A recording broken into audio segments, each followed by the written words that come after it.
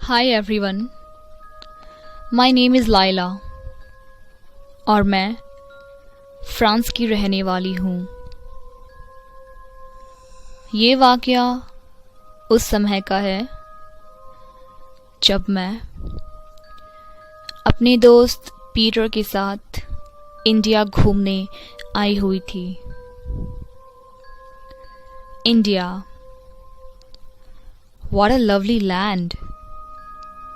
The land of beauty, love, peace, spirituality, and entangled spices. हमारी planning with in 2 months पूरे India घूमने की थी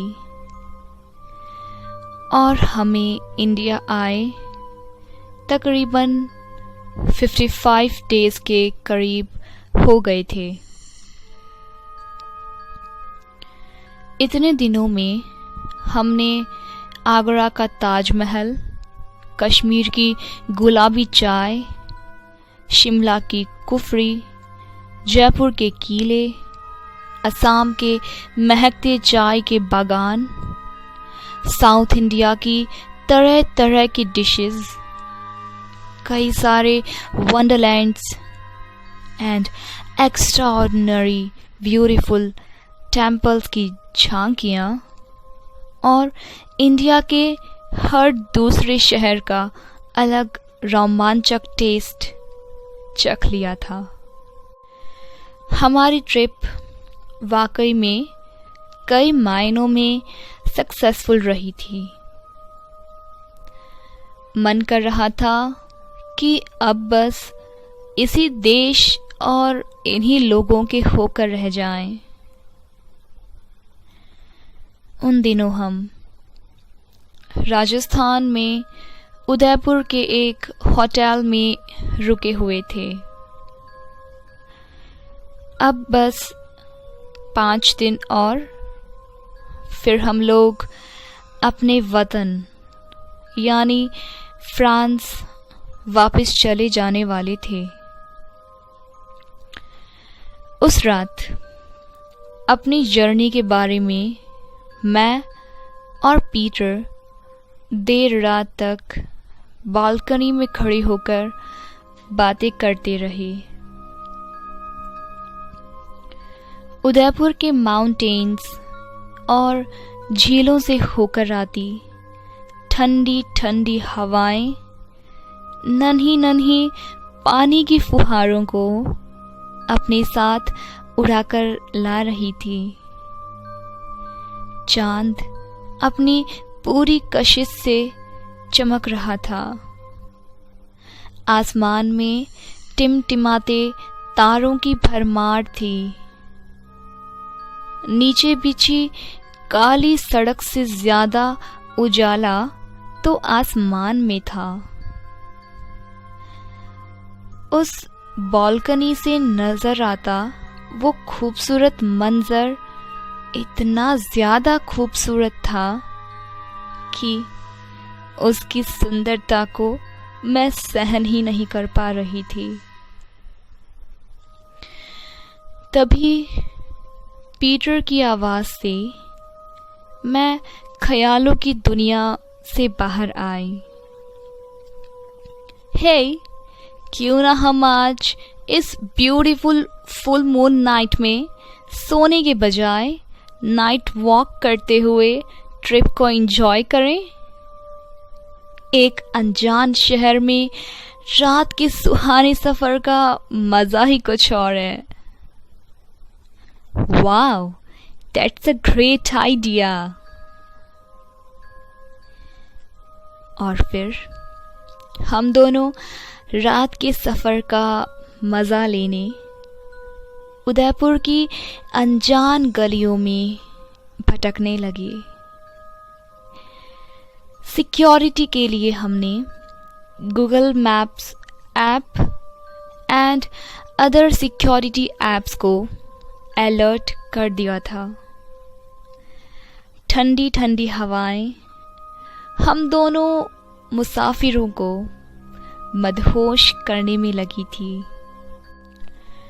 तभी हम एक आलीशान किले के सामने वाली रोड से गुजरने लगे। उस सड़क की हवाओं में एक अलग किस्म की ठंड और बेचैनी थी। और कमाल की बात तो ये थी कि इतनी लंबी सड़क पर नाइट लैंप के नाम पर एक डिम रोड लाइट थी, वो भी फ्लिकर करने लगी थी।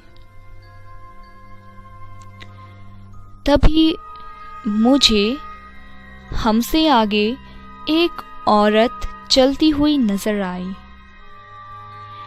इससे पहले वो वहां नहीं थी, पर जैसे ही हम दोनों इस गली में मुड़े तो वो हमसे आगे चलने लगी। रात के कोहरे की वजह से मैं उसे ढंग से देख नहीं पा रही थी, पर इंडिया जैसी कंट्री में किसी लेडी को मिडनाइट में यूं इस कदर अकेला चलता देख हमें हैरत हो रही थी।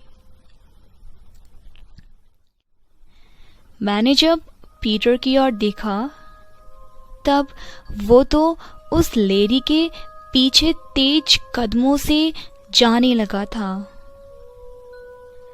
मैंने उसे आवाज दी, पर उसने कोई भी रिस्पॉन्स नहीं दिया। वो उसके पीछे किसी हिप्नोटाइज्ड शख्स की तरह चला जा रहा था। मेरी आवाज तो उसे सुन ही नहीं रही थी। मैंने उसे आगे जाकर रोकना चाहा, पर तभी उसी औरत की बेहद डरावनी आवाज आई। मैं उसकी लैंग्वेज नहीं समझ पा रही थी, पर वो बार बार अपने वर्ड्स को दोहरा रही थी। मैंने उसके वर्ड्स का गूगल ट्रांसलेशन देखा, तब पता चला कि वो मुझे यहाँ से चले जाने का कह रही थी। अगर मैं जिंदा रहना चाहती हूँ तो उल्टे पैर यहाँ से लौट जाऊं, नहीं तो अंजाम बहुत बुरा होगा। पर मैं अपने दोस्त को इस मुसीबत में अकेला छोड़कर लौटने वाली नहीं थी। ये देखकर वो लेडी चीखती हुई घने कोहरे के पीछे से आई। वो खौफनाक मंजर और उसकी डरावनी शक्ल देखकर मैं तो अपना होशो हवास खोने ही वाली थी कि उसने अपनी जादुई शक्तियों से मुझे उस गली के छोर पर फेंक दिया और पीटर को अपने साथ ले जाने लगी। मैंने किसी तरह पीटर को बचाने के लिए जब उस सड़क पर फिर से जाना चाहा, तो न जाने कौन सी अदृश्य शक्ति ने मुझे रोक लिया। मैंने पुलिस एंड सिक्योरिटी हेल्प के लिए अपना फोन उठाया तो वो भी हैंग हो चुका था। और तो और ना ही कोई फोन में नेटवर्क था और ना ही कोई और सिक्योरिटी डिवाइस काम कर रहा था। मैंने किसी तरह खुद को संभाला और उस घने कोहरे के पीछे चलने लगी। मैं पीटर को आवाज देती रही और बचाने की कोशिश करती रही, पर इससे कोई फर्क नहीं पड़ा। मेरी आवाज सुनकर भी आसपास से कोई भी शख्स मुझे बचाने नहीं आया।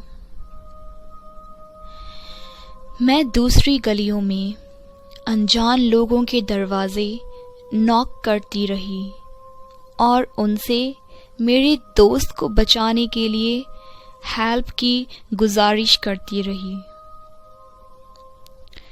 फिर एक दूसरे कॉलोनी के शख्स ने दरवाज़ा खोला तो मैंने उसे सब कुछ बताया जो मेरे और पीटर के साथ उस किले वाली रोड पर घटा था। उस जगह का नाम सुनकर वो शख्स भी डर से कांपने लगा। फिर उसने मुझे बताया कि वो रास्ता शापित है। वो रास्ता 100 सालों से सुनसान है। रात तो क्या, वहां कोई दिन में भी नहीं जाता। अगली सुबह मैंने पीटर को खोजने के लिए पुलिस रिपोर्ट करवाई, पर सबका यही कहना था कि पीटर के जिंदा बचने की गुंजाइश अब बिल्कुल भी नहीं है, क्योंकि रानी दुर्गामती फिरंगियों को बिल्कुल नहीं बख्शती। गूगल पर सर्च करने पर मुझे उस किले की असली कहानी के बारे में पता चला कि तकरीबन 100 साल पहले यहाँ रानी दुर्गामती राज किया करती थी। वो बेहद खूबसूरत होने के साथ ही नेक दिल और दयालु भी थी। उस समय के ब्रिटिश ऑफिसर्स रानी दुर्गामती के गढ़ को छीनने की ताक में थे, पर रानी की बहादुरी के कारण ईस्ट इंडिया कंपनी यानी ब्रिटिशर्स हर बार हार जाया करते थे। पर रानी के सेनापति ने ब्रिटिशर्स के साथ मिलकर रानी को धोखे से मरवा दिया और उनके बाद रानी के परिवार को और उनके वंशजों को, सभी लोगों को तड़पा तड़पा कर मार डाला गया। तब से रानी दुर्गामती अपना बदला हर एक मर्द से लेती है, और पीटर तो एक इंग्लिश मैन भी था। रानी ने मुझे बस इसलिए बख्श दिया क्योंकि मैं एक औरत हूँ। फॉरेन डिपार्टमेंट और पुलिस आज तक पीटर को खोजने की कोशिश में लगी है, जिंदा या फिर मुर्दा। इस बेहद खौफनाक वाक़ये ने मुझे सिखाया है कि कभी कभी एक इंसान की बेवकूफ़ी उसके सभी काफिलों और वतन पे कयामत का कहर बरसा सकती है, और एक गुनाहगार की वजह से हजारों या लाखों की तादाद में बेगुनाह लोग मारे जा सकते हैं।